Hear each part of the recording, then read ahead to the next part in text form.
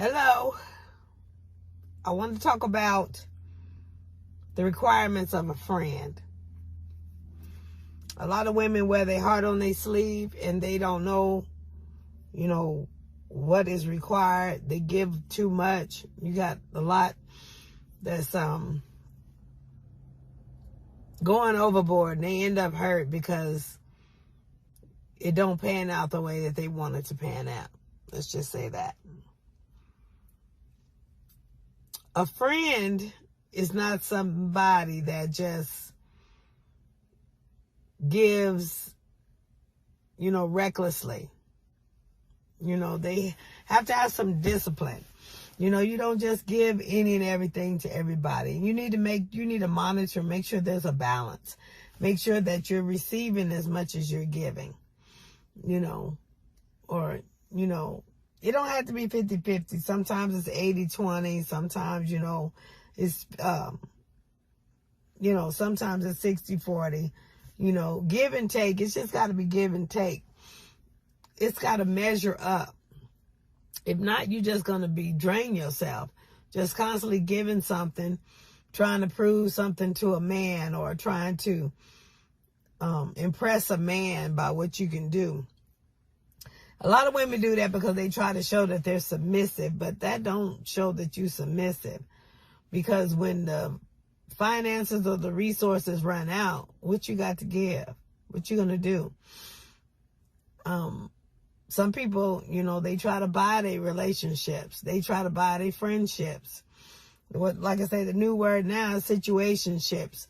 Monetary, tangible items they try to use to get towards others to try to gain some type of favor in their life, trying to impress people.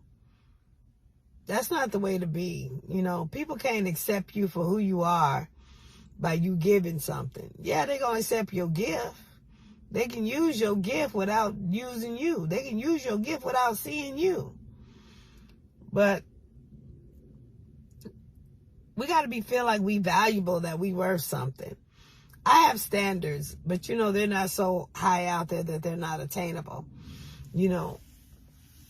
I just don't, settle for any and everything. That's how I'm able to keep the lifestyle that I have. Number one, God gives it. And just like God can take it away. So I honor God. I'm a God-fearing woman because it works for me. He works for me. I'm not trying to push my beliefs on anybody, but I'm just saying it's what works for me. And if it's whatever you're doing or whatever you're into is working for you, then that's what you do. So just trying to buy people or, give, that's one of the 5 love languages. Giving, gifts ain't everybody's love language. You may be pouring gifts and money into an individual, and their love language may be time, like mine. People give me gifts all the time. I receive them. I'm appreciative. I'm thankful for them. But it don't make me feel all warm and fuzzy on the inside because, most of them giving what I already got, or most of them giving what I can get myself. If I wanted it, I would have got it.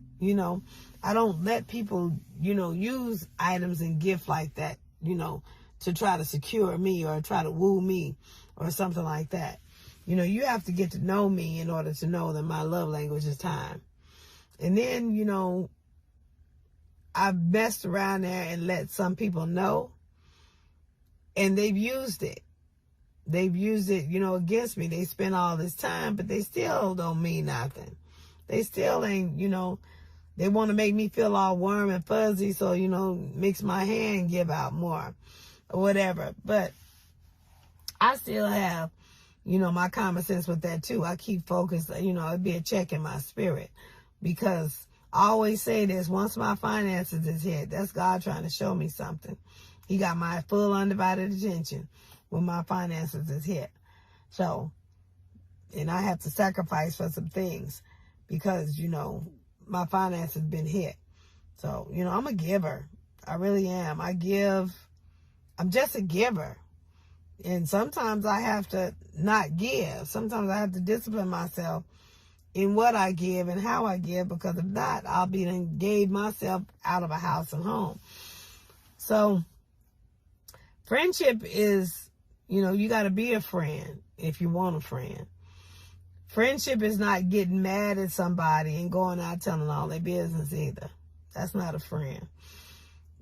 People have done me wrong, but I don't go out there and spread all their stuff. I know some stuff that, like I said earlier, I could have, I got to take to my grave, Me having a platform like this with last I checked, almost 500 viewers on all platforms, I could potentially destroy some people, if I just told the truth, And when I tell something, I come with evidence. I don't have a schizo personality. I'm not bipolar. If I'm going to bring something to the table, I'm going to bring evidence. You ain't going to tell me, I'm not going to tell you I got this, that, and the other, and I can't show it. I can't prove it. If I find out something and I want to, find justice or bring it to the table, I'm bringing proof with me. It ain't going to be no doubt. It's going to be a done deal if I do some stuff like that. So I don't just be talking, If, but I'm saying, if they a friend, you don't do that. There are some that call themselves a friend and they turn foe later, and then they want to go and, try to defame your character, make your name bad, like my enemy, talking about I'm not a friend, I'm not this, that, the other. But that's because that individual is upset, mad, and hurting that they don't have the access to my hand anymore, that I'm not giving or doing anything anymore. But they ain't got no proof, no evidence, no nothing on me. They just speaking, just mouth. I was a friend, and I was a very good friend. I was too good of a friend, Most of the time I'm wifey, I go above and beyond, But when that's gone, they start feeling some type of way, and then they want to go defame your character. Even after that, I don't do it. There's some stuff I know about people. Like I say, I'm the one that everybody tell everything to. I'm the bus driver. The bus driver always know everybody else's business. They sit there and listen. And when people riding on long hauls, I learned this when I was a school bus driver. When they riding on long hauls and kids ain't had nothing to do, they want to sit there and talk. They want to release some things. And I'm the one that they used to release it on. It's still, even when I was a tour bus driver, I met so many people, just because they, toured, they come from different places. They come over, offload on me. They feel comfortable to do it because they know they go back home free. They ain't got to never see me again or whatever. There's some people in my life. Well, some that used to be in my life. And even today, there's some people in my life that, they just feel comfortable to tell me stuff. I'm that counselor. I'm that one. And I know some stuff that if I was to say anything, some legal repercussions could take place, But I'm not that type of person. If I wasn't no friend and they didn't trust me with that information, they would have never told me. So, I know people, let's just say they pretending to be somebody they ain't. But like I say, I'm a very trustworthy person, or else they wouldn't tell me these things. But when they don't have the hand of me, when they try to defame my character, they try to say all manner of evil against me, it's the opposite. Knowing that if I was to get upset and just say, put it out there, the stuff that I know, they could really potentially be in trouble. And I don't know if they think it's because I'm scared or what. That's definitely not the case. But they think, when you quiet, people, that's what they normally think is you scared. You quiet. I like quiet because I like peace. But that don't mean I ain't got no mouth. I can use it. Like I said all the time, I'm very educated and I know it. I know how to talk circles around people. I know how to give information. And they wouldn't even know that the information was given until they got home. So, when you do people wrong because you ain't getting your way, it comes back to bite your butt, but it don't mean I have to do it. Vengeance is mine, saith the Lord. I just give it to him. That's what I normally do. Because I learned a long time ago that God can get somebody better than I could ever get them. And when God get them, they know they've been got. And they be got for a long time. And I can sit back. I ain't have to break a nail or a sweat.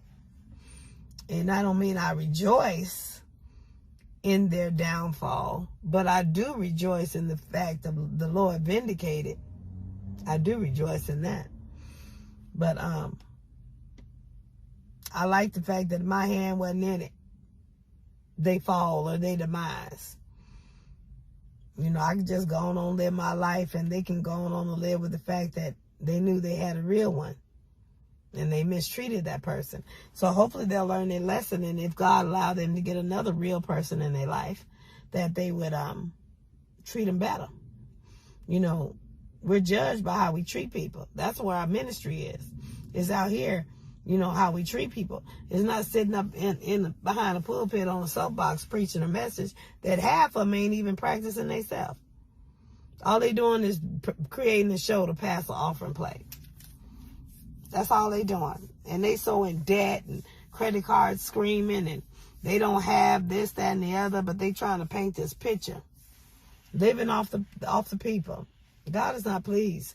That's Ezekiel 34. That's something I'm not into. I don't feel comfortable with. I've been the person that they lived off of. I've been the person, one of the people that they raped, you know, as far as, you know, to get all they can get, and I didn't have. Now that I'm not doing as much and getting all that I want, you know, for myself, it's a problem. So, like I say, being a friend means that you treat people how you want to be treated. As far as if you go above and beyond, you know, that's on you. But you got to realize you got to have boundaries. Friendship comes with boundaries. You know, marriage and significant, marriage, period. You know, that's what I believe in, is marriage. You know, that's two souls being knit together. That's soul tie. That's one, becoming one. So that's, you know, what belongs to him belongs to her, and her belongs to him. You know, that kind of thing. But don't act like you're married to somebody that's just a friend. Don't give all your investments, all your savings, don't clear out your bank account just for a friend. Because that friend is not obligated to be there. That friend ain't obligated to keep on being there. You know, they might be there just for a season. But somebody that you're trying to build a life with, you know, you can test the waters with that. But there's got to be some type of commitment for you to go all in. If not, you're just being suicidal. Because after your well runs dry, they may be gone. And you sitting there dealing with the residue, the aftermath. And some of us is too old to start over and try to start rebuilding. So we just there. That's why I picture Falling from Grace, I think it is, hits so hard. There's so many people, scams out here on these senior citizens, you know, people that, you know, got their stuff stored up, you know, if they got any kind of savings stored up. They come in with this identity theft, they rape them, they get all their money, and they just leave them there. You know, they done took all their finances, all their investments, all they everything, and they just leave them there. And then they too old to start over. So they struggling on a fixed income. You know, some of them don't even have their burial plan together because they've just been taken out from under them. You know, some of that is, you know, ignorance because you don't get yourself together. Because, you know, when you're living, you ain't thinking about dying. But that, you got to get your paperwork in order. You do. You know, you can't be a burden. Well, you shouldn't be a burden on people, you know, as you leave this earth. You shouldn't have people responsible to bury you, to have to go into there to bury you. You know, I'm working on mine now, you know, as far as paying mine. Because I know my children, they can't keep 2 quarters rubbed together in their pocket, let alone try to save or come up with something to put me in the ground. So, like I said, being a friend comes with boundaries. You got to have boundaries in your friendship. If not, you just all over the place. You know, you got to stand for something. Or it's like they say, you're going to fall for anything. But like I say, be a friend. You know, help them if you can. Within your ability, with your means. You know, go as far as you want to go. But don't be all out there, just throwing it all out there. Because looking for them to reciprocate, in my experience, 9 times out of 10, they don't. They don't reciprocate. I had one that at least tried to do something. But it wasn't to the degree that I have given to that individual. So, and I'm not saying that that individual wouldn't do it, but I'm just saying it'd be a long time coming. Because that individual got to get some things in order in their own life. So if you're looking to give to get something back right now, it may not be right now. It may be down the line or whatever. So don't give your house, don't give out of your house and home. Like I say, what's in your cup is for you. Give out of your overflow. You know, help the best you can, but don't kill yourself in doing it. You know, we wear our heart on our sleeves. And we be out there. But have common sense. You know, don't give through your emotions. Get some logic about it before you start giving. Because, you know, once you fall in love, you go blind. You don't see nothing. You start looking past their faults and see their need, and next thing you know, you filling them up, giving all to them, and then you get hurt. Because God allows it so that you can get your pain come to let you open your eyes. And once you get your eyes open, then you're able to see clearly. So once you've seen clearly, you do better. You know better, you do better. Never get into a point where you're just giving your all. Unless you got a commitment and that's what you want to do. Don't give your all to a stranger. Don't give your all to somebody that's an associate. Don't give your all to a friend. Because you ain't got no commitment. Your all should be your holy of holies. Your all should be somebody that's sharing their life with you, committed with you. Don't just throwing everything out there to show people what you got or what you can do. Because they ain't guaranteed to stay with you. There's no commitment. I'm saying that word commitment a lot because that's what you need. If you're going to go that deep, you need a commitment. If not, you're just giving it all away. They reaping the benefits and leaving you out there. They'll come up with all kind of excuses why they couldn't give you nothing back to you. I mean, you talking about people that they won't even give gas money. You know, just say, I ain't got it, but here's $20 gas. You know, inflation's high. I know you're struggling and you help me out a lot. Here's some gas money. Or come take it out and trade or help come do something. You know, there's some people that just won't do. They just take and keep going. They have that entitlement spirit. That ain't no friend. You being a friend to somebody that ain't being no friend to you.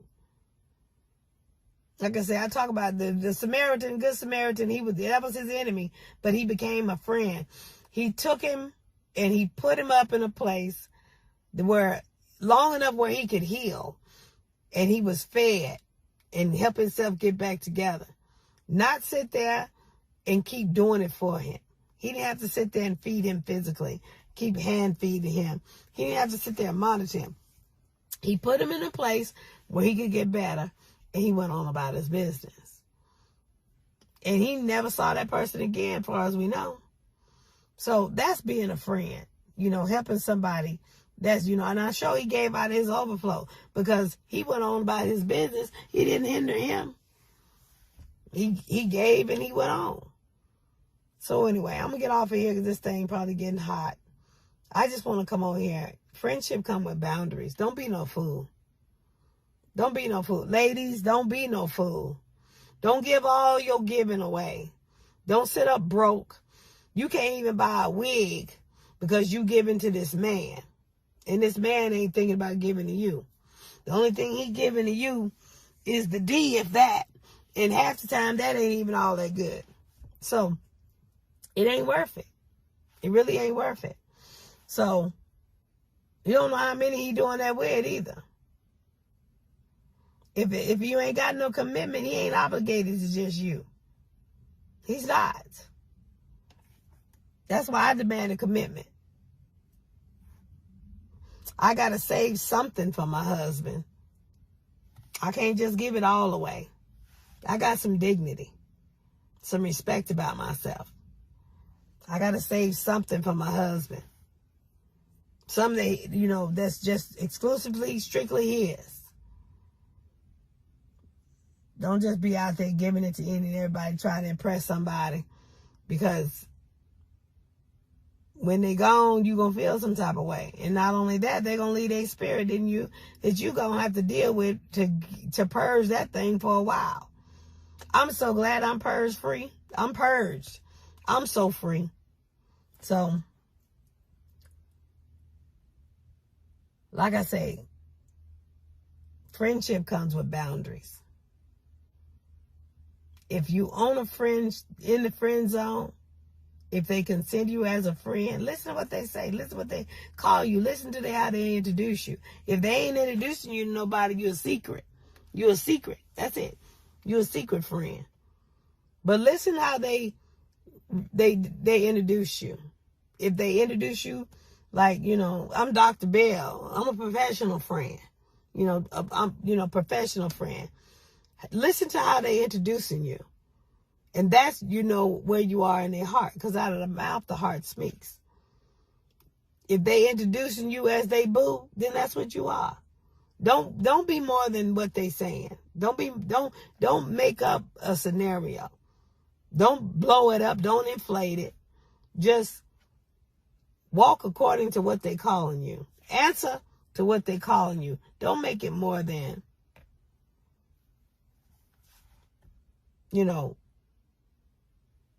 it ain't what they call you, like Medea says. It's what you answer to. So, he may be calling you friend, but you answering to wifey. You may be answering to wife. You may be answering to girlfriend. That's how you see yourself. That's because he calling you one thing, but you hearing something else. Be present. Be present in the moment. And that'll stop a lot of people from getting hurt by being present. Anyway, y'all stay blessed.